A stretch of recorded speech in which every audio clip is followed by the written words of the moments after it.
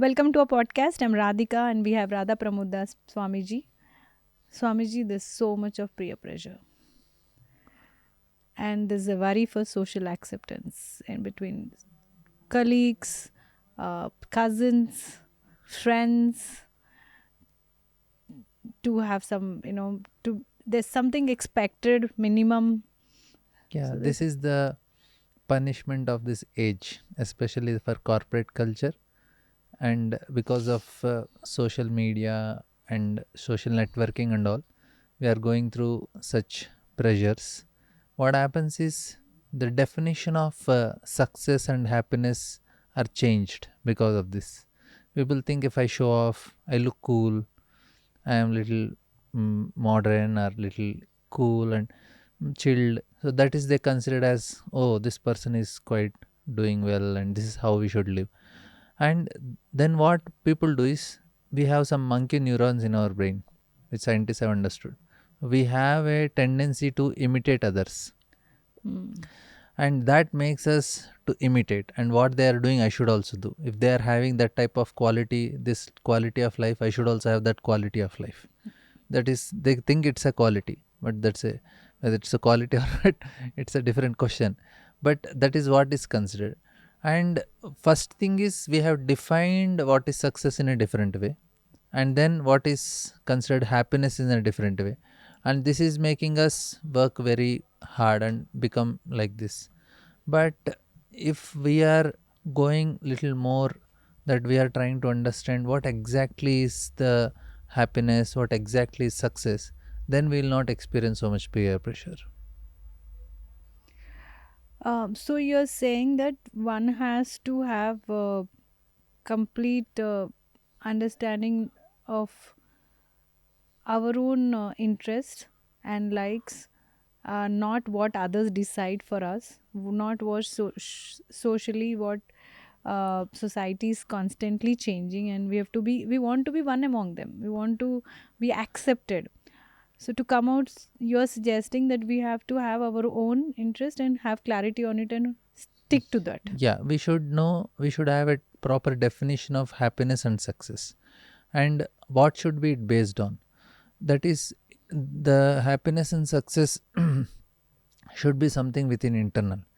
So I, for myself, what is success is, if I am able to achieve this much, then I should consider myself success, and I should make that target, not others.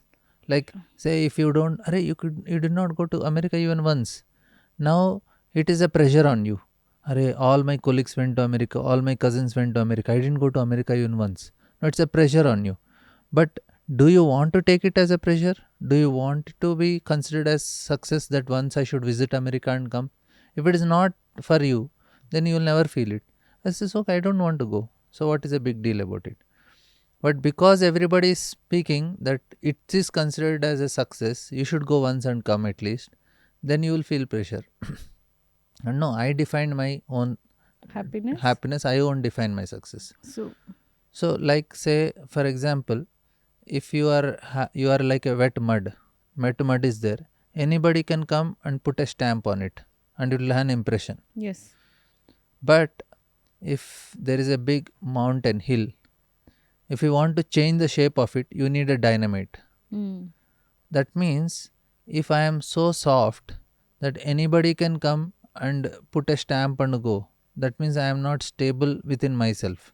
Okay, so I'm not defining my own happiness as success. I'm not keeping my own interest at Yeah, so you are place. not having your own things. You are just living by what others, and everybody come and tell you should go to America, you should have this dress, you should have this lifestyle, you should have this, and everybody put a stamp, and you are forced to do like that.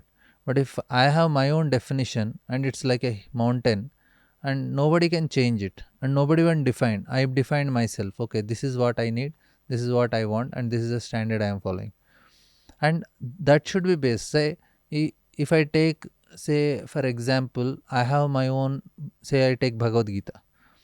Now I define my success based on the definition given by Bhagavad Gita.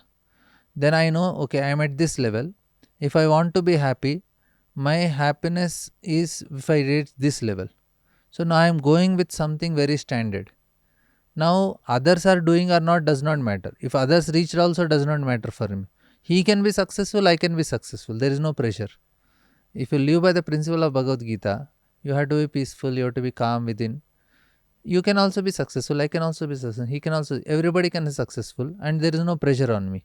So there's no over somebody. There's no over someone. So Yeah, it's with you for you. yeah.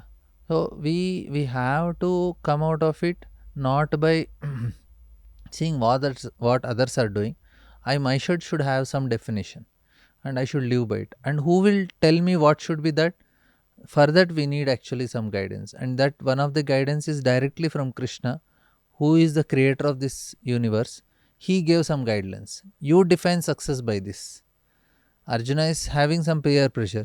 He was thinking, oh, what will happen? My people, my this, my this. He said, no, it does not work like that. You have to keep your own definition, work for it, and then you will be happy. Otherwise, whole life you just work for others. That means you have given the remote control of your happiness in somebody else's hand, and they are controlling your happiness. Okay, your dress is good. You have a like. Then you think, oh, they accepted me. That means I am a good So person. we are giving the power to someone else to, decide and give, compliment to the one that we already are wearing or doing something. Yeah. So there's a lot of Even the pressure. food also. Hmm. You cannot cook at home and take to your office and eat. Because nobody brings, then you have to eat the same fast food or whatever food there. Because I don't like it, but still I have to eat there because I cannot carry something with me. So it's a pressure. I am not able to live the way I want. For me, I have certain way of cooking, I have certain item to eat, but I cannot carry it because nobody brings. How can I just alone bring and eat? Because everybody is in We'll be there. I out should of have, place. yeah. We don't want to be out of place. We want to be socially accepted. That's another thing for our, pressure. That's one more reason for ourselves to be felt that pressure. Also, Swamiji, these days, if you see at every level, including children in their school with their friends for the vacations, they feel, oh, you traveled to this country. My father took me to this country. Did you go to any other country in the vacation? So they feel that parents feel that my neighbor's son got married, my son needs to get married. Somebody went to America, they want their children to go to America, they bought a house there. So at every level, and these days weddings, if they spend huge money in the wedding, they almost do it like a movie. So it's like if they have done it, it's a pressure for a father to spend so much money and do the wedding. So at every level these days we see how everyone is going through this pressure. So uh, you are saying we could practice by keeping our own definition for our own happinesses, not let the society or the peers decide what keeps us happy. Yeah, now some things na, it cannot be undone also. Some things we have to do it. There is no option now. Because Like, people are like the marriages you told or some situations like that. There is expectations from society, and that's actually a punishment because we yeah, are in a particular age. You have to take that punishment also. yeah, And there is some don't have options, but personally we have option. If it comes to the whole family or society wise, we may not have some options, but as an individual we have options. What lifestyle personally I want to have, which will make me peaceful, that we have to make a choice. Even if it is not bothering so much others, then we should be living it.